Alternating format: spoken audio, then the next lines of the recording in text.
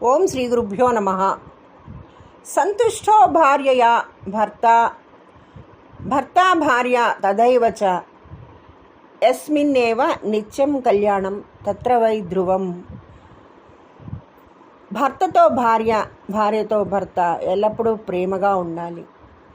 కుటుంబం ఎలా ఉండాలి అనేది దీని మీద ఆధారపడి ఉంటుంది. ఈ నేపథ్యంలో ఇవాల్టి మన ఒక చక్కటి విషయాన్ని తెలుసుకుందాం. అసలు కుటుంబం అంటే అదొక పవిత్ర వ్యవస్థ.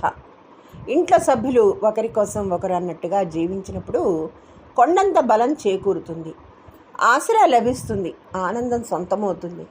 కుటుంబం బాగుంటే సమాజం బాగుంటుంది. బ్రహ్మచర్యం, గృహస్థం, వానప్రస్థం, సన్యాసం, ఈ 4 ఆశ్రమాల్లో గృహస్థాశ్రమం ముఖ్యమైనదని ధర్మశాస్త్రాలు చెప్తున్నాయి.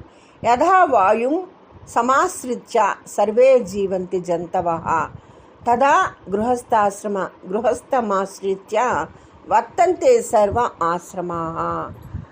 గాలిని ఆధారంగా చేసుకుని ప్రాణులు జీవిస్తున్నట్లుగా గృహస్థాశ్రమాన్ని ఆధారంగా చేసుకుని మిగిలిన ఆశ్రమాలు ఉంటాయి. అంటే సమాజానికి కుటుంబమే పోషక శక్తి.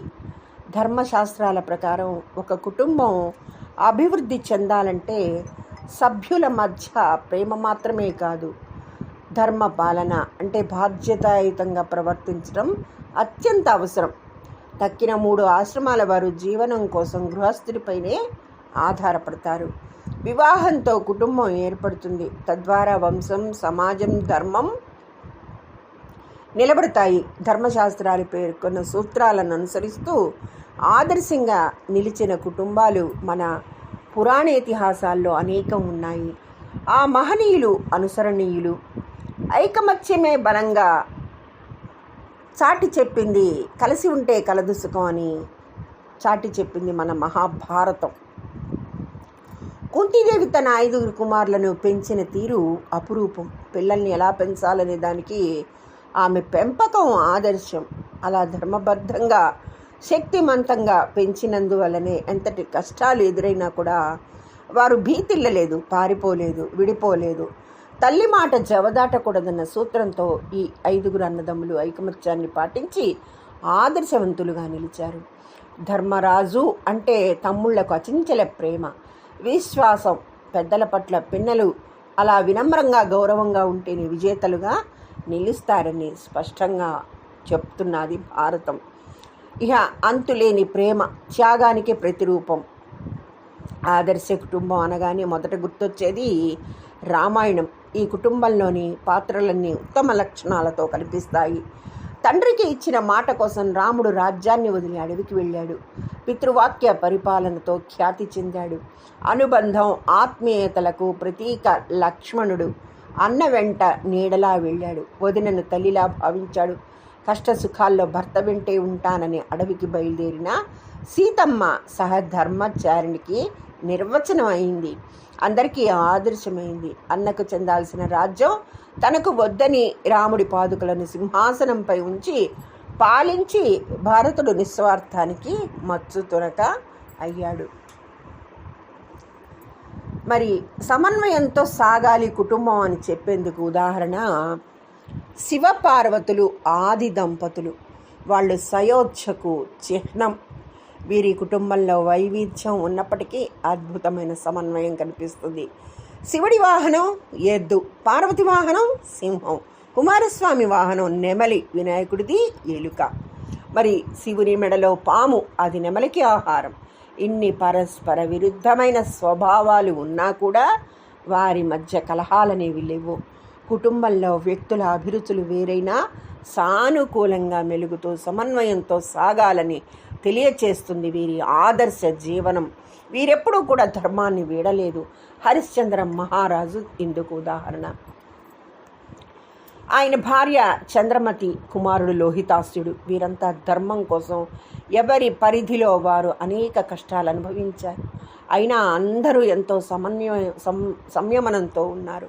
రాజ్యం పోయింది, అప్పుల పాలైపోయాడు. భార్యాబిడ్డలు నమ్ముకోవాల్సి వచ్చినా కూడా వారు ధర్మాన్ని వీడలేదు. ఒకరి నిర్ణయాన్ని మరొకరు గౌరవిస్తూ సత్యం కోసం ప్రాణాలకు తెగించారు. అలా ఓర్పుగా నేర్పుగా ఉండాలన్నది వీరిచ్చే సందేశం. సంతుష్టో భార్యయా భర్త భార్యా తథైవచ యస్మిన్నేవ నిత్యం కళ్యాణం తత్ర వై ధ్రువం. భార్యతో భర్తతో భార్య ఎల్లప్పుడూ ప్రేమగా ఉండాలి. అలా ఉన్నప్పుడు ఆ ఇంట్లో అంతా శుభం జరుగుతుంది అన్నది ఈ శ్లోకానికి అర్థం. కుటుంబానికి పునాది ఆలు మగల అన్యోన్యత అని చాటుతుంది ఈ ప్రసిద్ధ శ్లోకం. ధర్మబద్ధంగా సాగే కుటుంబం రాబోయే తరాలకు సంస్కారవంతులైన వ్యక్తులను అందిస్తూ భారతీయతను కాపాడుతుంది. కుటుంబ సభ్యులు 5 రకాల యజ్ఞాలు చేయాలని ధర్మశాస్త్రాలు పేర్కొన్నాయి.